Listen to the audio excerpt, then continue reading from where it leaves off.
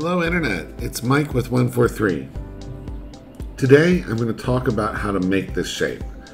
So we have an anonymous member of the Cricut Crafts for Beginners group, which is a really big group. It's like 800,000 people. And it's the Wild West sometimes. But they're asking how to make this shape, how to find this outline or how to make it. And so I want to take a different approach today. I want to actually, just go ahead and, record my steps of doing that. And I'm just going to speed that up and then try to talk over it. So I've never done this before. It's an experiment. Let's see what happens.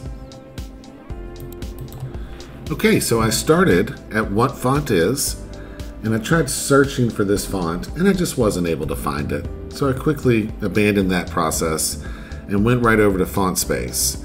And I searched for things like old and style and elegant. And then I went and finally found this Western Naya Serif font. And I downloaded that font and I installed it after I found it. So here I am finding the font and downloading it and installing it. And so then I didn't want to follow exactly the same style, so I went and found this picture on Public Domain Pictures. And I decided we'd go with a beach theme. We'd do the same style, but just we're gonna do a beachy theme. So obviously you would search for different things if you wanted to perfectly imitate the image. And then I went and found a hexagon, and I just used the Alt Print Screen, feature, screen grabbing tool. And then I'm tracing it, so I'm chasing it into a path and deleting the image, and then selecting just the inside part so that I get a cleaner path, something that I can just turn into a stroke. And then I'm deleting all the vertices by selecting them and just hitting delete. And then I'm control clicking on those handles so that there's just perfectly straight lines in between the corners. Okay, so I'm deleting all of that and cleaning this up. And then once I get that done, I'm just going to exit the node editor and I'm going to rotate it and stretch it up and make that kind of diamond shape that we want to have.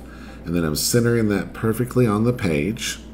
And after that's centered, I'm adjusting the stroke, and then I'm taking away the fill and I'm turning it into a rounded stroke, and I'm just making that into a path again. So I've got a path with these nice little round corners, and then I'm selecting the inside and cutting that out, and I'm just pulling the inside out, and I'm just going to size it a little bit larger, and I named that cut path.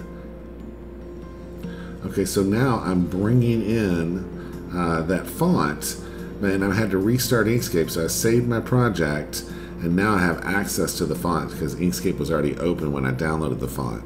And I'm just sizing it up, I'm centering it perfectly. I stretched it slightly to be a little bit larger, a little bit taller, and now I've just changed it to a black fill, and I've converted it to a path, so it's no longer a text file, it is a font path, And so now I have taken this and I've traced the image, our beach image, and then I'm going to use Control-Shift-K to separate everything, and then Control-K just to select this little shell down here.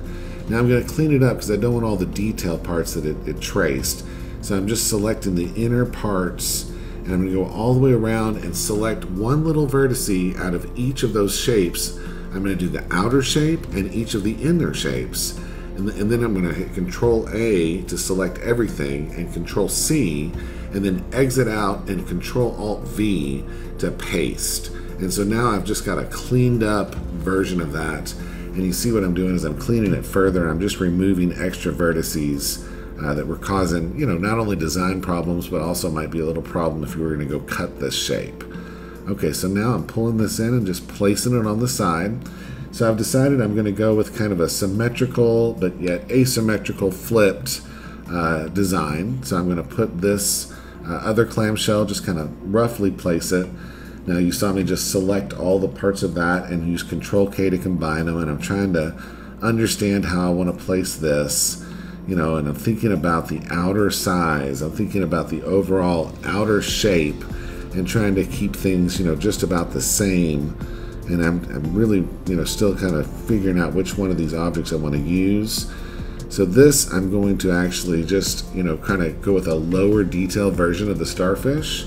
And to get that, I'm just going to, again, kind of select the outer side, the outer part of the shape, and the inner part, so that I'm getting both sides of that shape.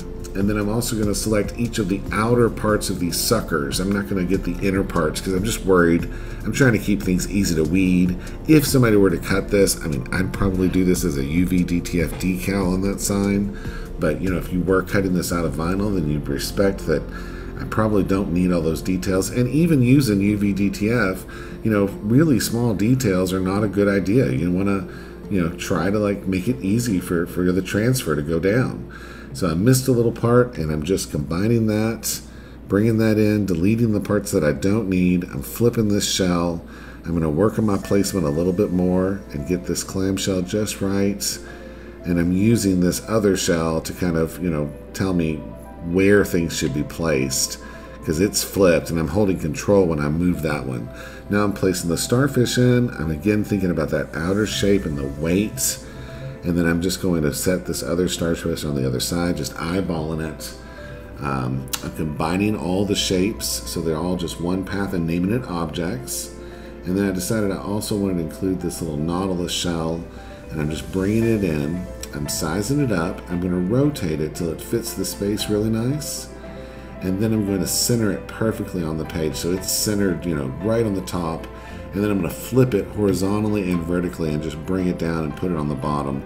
And you see how I've just kind of kept that outer spacing. You know, the starfish leg really doesn't count. It sticks out a little bit further, but it's so thin. Then I just deleted all the other objects, and I'm combining everything into one path. And now I'm going to use that cut path. And I'm kind of struggling here. I'm hitting Control-Z a lot to go back and forth and figure out what the right order of operations is to cut those out. So I want to cut the inside parts out. And finally I figured it out with the difference. So the difference, and it just left the objects that I wanted, you know, cut outside the shape, but everything's connected.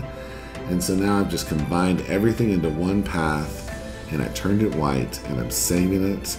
And I'm about to open it up in Photoshop and just put a black background on it. Wow, that was a lot. And here we are at the finish, and I'm just going to find that page. So here's the example image that we were presented, and here is our final result. Hey, I hope you liked this. Let me know if you like this style. You know, I always feel like I ramble on and my tutorials are really long. This was about 45 minutes worth of work condensed down into, you know, maybe 5 or 6 minutes. So, hope it helps. Hey, thanks for ordering your vinyl and your DTF transfers from 143vinyl.com. And thanks for watching my tutorials. Let me know in the comments if you found this helpful. Goodbye.